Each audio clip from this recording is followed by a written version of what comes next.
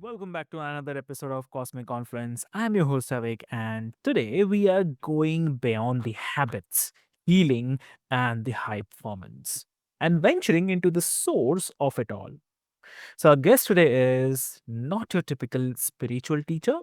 So, he is part uh, Deepak, you say, the part Tupac with the cosmic or the comic edge of Senfeld and soulful punch of a shamanic warrior.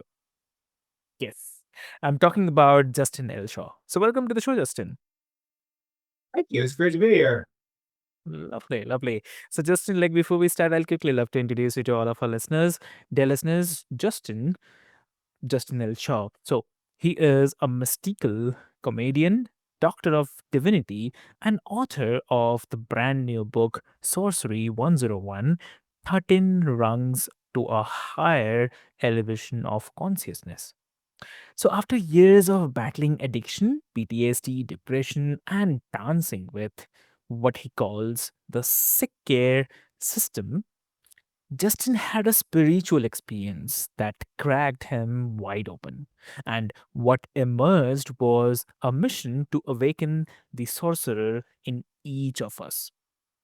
So, today, dear listeners, we are talking uh, about the true healing, not from a place of hustle or the hype, but from that deep well of energy and truth that lives within all of us. Yeah. So, if you have ever felt lost in the noise of modern life, or maybe numbed out by the next dopamine hit, or uh, hit, just wondered what the heck your soul came here to do, then this episode is your sign to wake up and start remembering. So, I'll not take much of your time, dear listeners. Let's get into it. Welcome to the show again, Justin. Yeah, great to be here. Yep. Lovely, lovely. So, Justin, like I have to start with this name. I really loving it. I mean, Sorcery 101. So, what does it mean to be a sorcerer? And Yeah. uh, how is it different from your typical self-help or kind of spiritual book, if you can share? Yeah. Great question. So, sorcery, I know a lot of people out there are, what immediately comes to mind when you hear the word sorcery is, Yeah. Gandalf and Merlin and cauldrons and robes and Hmm. magic wands. It's not that kind of sorcery. So I spell my sorcery with a U Hmm. because what we're doing is using source energy. So Hmm. the energy of which we all came from and we're all going back to the energy that surrounds us, like fish swimming in water, that energy. um I use that as the source, so we're using that energy to heal ourselves from traumas and create a whole new thriving life. It's very different from a lot of things out there in that I'm a former stand-up comedian and I use a lot of humor and pop culture in my in my book, and I use it. I've found, especially American here pop culture, which seems to the world seems to embrace it. I've found a lot of I found that a lot of riddles, the answers to many of life riddles can be found hidden in the nooks and crannies of pop culture. So I use a lot of pop culture, a lot of humor to illustrate the point of how important it is to heal ourselves. And we have a whole world. It's not just our nation; it's a whole world going around with people, not understanding the importance of healing. Trauma just sits in our frontal lobe. And when it is not healed, we go around, everything who we are is in the frontal lobe of our brain. And Hmm. trauma sits in that frontal lobe and it clouds our judgment. It clouds our sense of self. It makes us do impulsive things that we would never do, because that is our thinking and rational center. That creates who we are. And Hmm. it is such a critical part of our brain. And when we go through traumatic experiences, whether it's in adulthood or as children, that trauma, that energy clouds that frontal lobe. And this is when you see people like me that I used to be. I used to be heavily addicted to drugs from, a very neglectful childhood and things, and it clouded my brain to the point where I couldn't function as a person. Mm. I could not function. I really I couldn't get by. My life was a dumpster fire. I mean, it truly was a dumpster fire, and it's been a long time of pulling myself out of that Mm. dumpster fire, and kind of going through what I went through. There was still a lot to go through as an adult and things, but I got through, and I've created this kind of system of 13 rungs. Mm. So instead of steps, a lot of people create the steps. There's 12 steps of alcoholics. There's steps for everything. Instead of steps, moving forward is good, but moving up is better because a bird has a better perspective on things than a worm. Mm. So there are 13 rungs to a higher elevation of consciousness. Yeah. Exactly. Agree. Totally agree on this. And so, if you can share, like, was there a moment when the word sorcerer just downloaded into your spirit? Yeah, it was I was listening. I have a lot of great spiritual leaders and teachers and things, and it was kind of thrown out there. I was listening to Wayne Dyer, who's now passed on and moved on past this dimension into the next. But I was listening to him, and he was talking about meeting a great spiritual teacher of his, and he called him. He was saying, well, he's like a real sorcerer in that he uses source energy, and this is just kind of an off thing he mentioned, and that it came into my mind that, like, oh my gosh, I can use the you in sorcerer and distance itself from wizards and cauldrons and eye of newts. It can distance itself, and we can use that as in source energy. So I have to Yeah. certainly credit him a little bit, because that's what I was listening to when it kind of came into my mind. It was like, oh, spell it with a U. And that's when it came in. It was like, oh, okay, now we've got a name for this. Now we've really got focus and drive. So that's, yeah, that was that moment. Mm, got it. Got it. So lovely. I mean, I love, like, you are reclaiming the word, not about casting the spells, but kind of reconnecting to the source. So that's the real magic. Yeah. So also about your book weaves humor, pop culture, and the spiritual wisdom as well. Kind of like the four agreements meets a million little pieces. So how does laughter fit into the path of healing? What do you say? I think it's a massive part of healing, and I think it's an underutilized part. There's I like to say it's, the secret meets the four agreements meets a million little pieces. Like what were written by Jerry Seinfeld. It's what I kind of how to explain my book a little bit to people, but because there's aspects of a million little pieces about drug addict and kind of going through his whole thing. So there's aspects of my life that I put into it, and there's aspects of humor and pop culture it mixed in with kind of the ancient wisdom that's been around since, before life itself, this ancient wisdom that can be kind of tapped into at any time. That is the source energy. That is the unified field, the field of consciousness. That's what I tapped into. And tapping into that, it just got filtered through my subconscious and came out through my fingers. So my subconscious is full of pop culture and humor. So Mm. I took the ancient wisdom and also added in a lot of fun and humor and pop culture to it, because I just haven't seen a book out there like this. And so that's what I was inspired to do, is to kind of create something a little bit different, a little bit different and fun, because, healing trauma, it can be serious at times, but it shouldn't be serious all the time.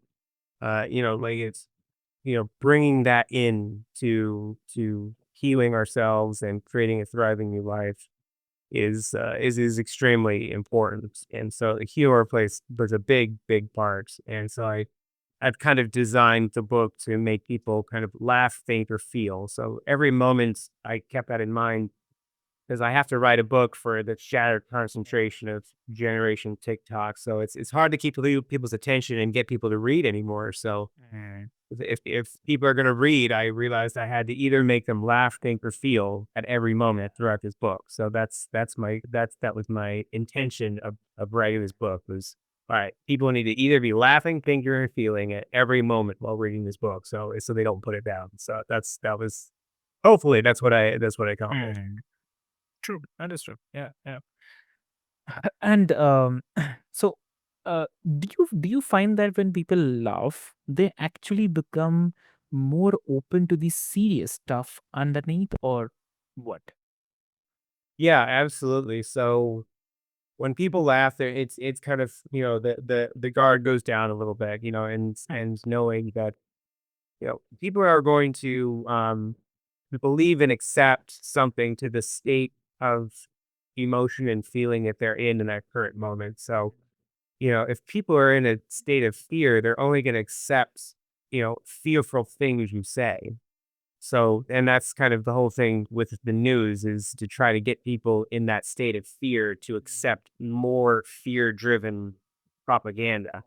So, to get people to light it up and to get people to they need to be in the right energy to accept the positivity and hope that I'm bringing. So, and what's a better way to, accept hope and positivity than to be laughing and in a, in a good mood and getting people to be in this energy and then, fill them full of hope and possibility. It puts them in that laughing puts them in that energetic flow that are ready to accept and embrace, the kind of hope and positivity that comes with love.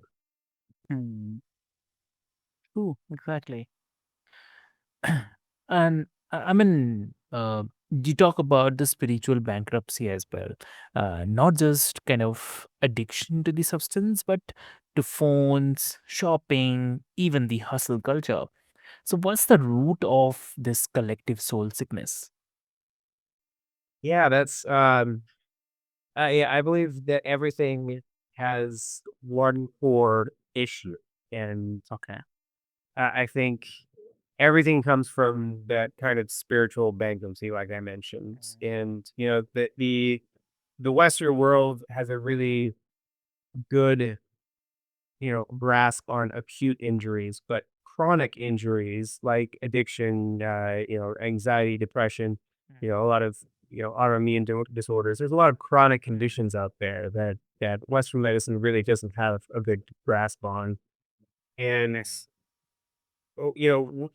everything is done by the symptom of what your spirit the spiritual bankruptcy can cause many different types of symptoms, like I just mentioned with the anxiety, depression, substance abuse, autoimmune these are all spiritual bankruptcy issues, but they come out in different forms because we're all different kinds of people. And unfortunately, the Western medicine approach is to look only at the symptom and treat the symptom and not the actual root cause. So, they'll, give you pills if you have, anxiety issues, depression, go talk to someone. If you have substance abuse, go to AA meetings. If you have a drug issue, go to NA meetings. And then there's different meetings for different type. And they're all these issues, the symptoms of the spiritual malady are treated completely separately. When we need to start looking at they're all one core issue. And so when a doctor and doctors are great. I'm not saying that they should be wrong doctors. If I fall off a ladder and break my bone and it's sticking out of my arm, don't send me to a chiropractor. Acupuncture is not gonna do a lot. So the bone has to be set, and then the body is what heals itself. Once the bone is set, the doctor's part is done. And you know, the whole sorcery thing is like setting the emotional bone because we're not going to heal from trauma if our kind of emotional bone, that if you will, is not set. So what this book does, the 13 rungs, is kind of set the emotional bone so that the body can start to heal itself. But the body will never be able to heal itself if that bone is not set correctly. And so the only way to do it, and it's the best kind of metaphor I can come up with, is kind of setting the emotional bone. It's emotional, so it's it has to be set, and then the body will start to heal itself, and you will heal, and things will get better, and and thriving is a big part of sorcery. So, and healing is there. I've experienced it. It's there, and I went through the things in this book and go through every day, and it's a daily practice. My healing and my life is like a sand sculpture. I've at this point built a very beautiful, amazing looking sand sculpture, a huge castle, nice castle. It's I'm adding to it. It's not where I want it to be, but it's a pretty beautiful sand sculpture than what I had before. But the thing with sand sculptures is, they will fall apart if you don't maintain them every day. Sand sculpture will keep its beauty if you maintain it every day. But if you stop and you let it, it's going to just turn into a pile of sand and be gone. So that is, that's part of sorcery is you can build, this will get you up and build this beautiful sand castle, and you have to maintain it, something every day. So that's what this is about. Amazing. Lovely. So, also, I mean, before we wrap, I mean, this sounds contradictory, but this is not actually. Some people hear the word spiritual and check out that they think it's too woo woo or kind of disconnected from the real life problems. So, what do you say to those skeptics who think sorcery is just the fluff? Yeah, no, it's very so, and a lot of people can't separate religion and spirituality. And Mm. so religion is very different. Religion is taught, spirituality is found. Yeah. And religion is very, very different from Mm. spirituality. They're separate schools of thought. But spirituality kind of is, they're it's like the middle portion between science and religion. You've got science and religion, and they're kind of batted heads for Yeah. hundreds, maybe thousands of years, or probably not thousands. The science was kind of not in it, but hundreds of years, religion and science have been battling each other. And spirituality really falls right in the middle, because this field I'm talking about, the source energy that we all are swimming in, I like to compare it, explaining source energy to someone is like, explaining water to a fish. And the fish doesn't, the fish is, you're going to say, it's this substance, it surrounds you, it's keeping you alive, it's everything. It is your everything. And the fish will be like, I have no concept of what you're talking about. And so source energy is they explain water to a fish. And Mm. it is something that, like in Star Wars, Obi-Wan says, it is a force made up by every living creature, and it surrounds us, penetrates us, and binds the galaxy together. Yeah.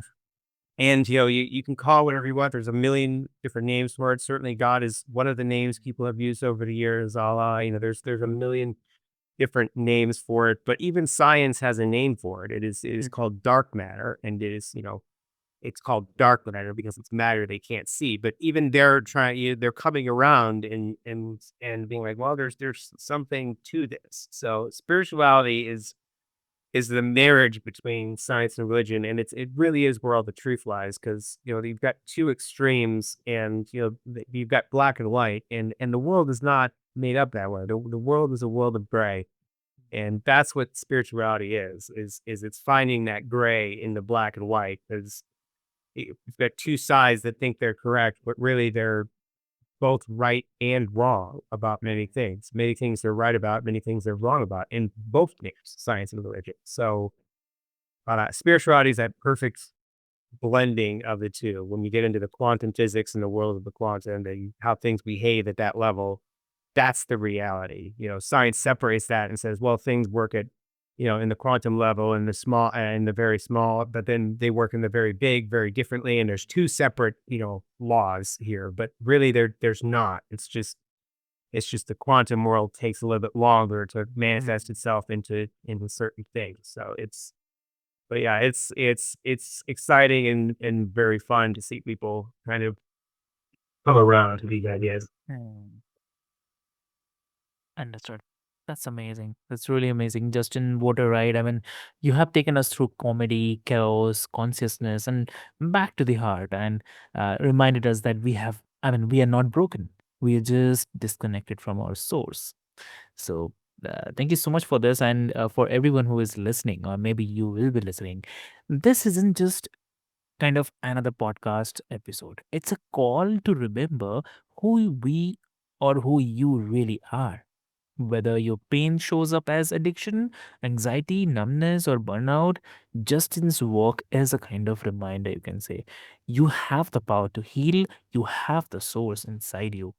So grab a copy of Sorcery 101 13 Rungs to a higher elevation of consciousness and follow Justin's journey, and most importantly, start climbing. Yes, yeah, that's on Amazon, and then you can follow me also. I just got back on Instagram, sorcerer _ 13 if you want to hit me up on there. But yeah, it's on Amazon. So Amazing, amazing. So, dear listeners, I'll put all the links into the show notes for your easy reference so that you can easily reach out to Justin and also have access to his book. And with this hope, until next time, stay curious, stay grounded, and remember the true power doesn't come from outside. It comes from the source. So, this is your host Avik signing off from Cosmic Confluence. Be a sorcerer of your own soul. So, thank you so much.